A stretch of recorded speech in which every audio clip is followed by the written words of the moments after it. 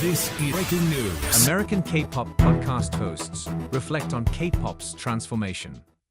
When best friends Shannon, Locke, and Angélica Davila set out to create a podcast in 2018 to explain K-pop to curious newcomers, they initially thought they'd wrap up after just a few episodes. Nearly 300 episodes later, their initial desire to break down K-pop for an unfamiliar audience has evolved into a 7-year journey, documenting the genre's transformation from a niche interest to a global cultural phenomenon that now dominates mainstream music charts and fills stadiums worldwide. The Wiki podcast, Ask Me About Kpop, invites listeners into the world of K-pop, exploring current issues in the scene, new releases, and the histories of artists or major agencies that have shaped the industry. The show began after the co-hosts had the opportunity to create an episode about K-pop when Locke was working at a podcast network and on its show, How to Be S Old, in 2017. Angélica and I were guests on an episode about K-pop, and we had so much fun trying to break down our favorite hobby into easily understood points.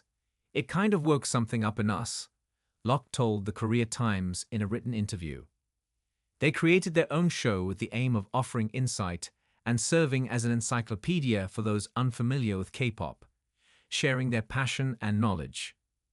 The early episodes provide a guide through the K-pop world, explaining the structure of idol groups and their musical concepts, as well as breaking down the top 3 agencies, SM, YG, and JYP Entertainment, that dominated the scene.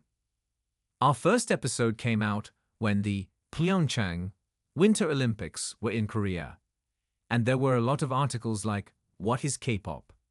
because artists like CL and EXO performed at the ceremonies. So our show gave a fan's answer to that question, Davila said. Locke added that the more they delve into the industry, the more they uncover to share with their listeners. We definitely started on a mission to teach people everything that we knew about K-pop. But we quickly found that we were learning so much more than we thought we knew. I think we're both deeply curious people that just want to know everything. So I think that the show started to morph into us chasing down our own curiosities, Locke said. Becoming a long-running show spanning 7 years, the podcast has covered a wide range of industry topics, from introductory content to in-depth stories, such as those of disbanded girl groups. It also invites guests like songwriter Chick, the composer behind hit songs such as EXO's Monster, and K-pop groups including BTS and OAUS, offering listeners an up-close insight into the industry. The first intention was educating and welcoming new fans into our favorite hobby in an easy-to-digest way. Then there was a point where we were so active in the fandom, and it was growing so quickly, that we were able to cover current events or give concert recaps and do artist interviews, Locke said. As K-pop's growth started to become overwhelming, now we've sort of moved into a space where we most often talk about K-pop history.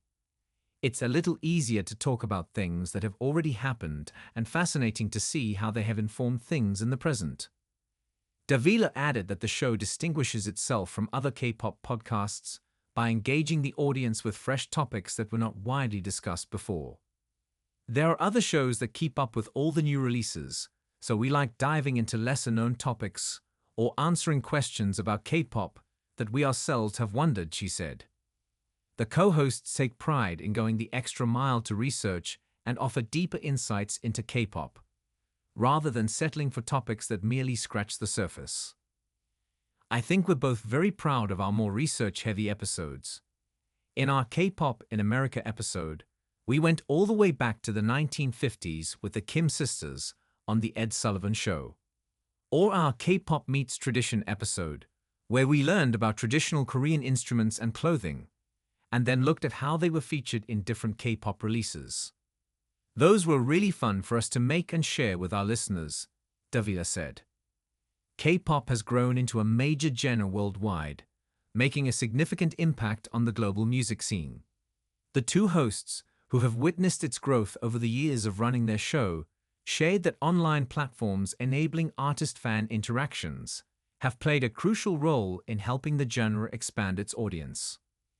Nowadays, leaving comments and liking on the artist's Instagram has shifted into apps like Weverse and Bubble, where people are actually getting text messages from their idols, Locke said.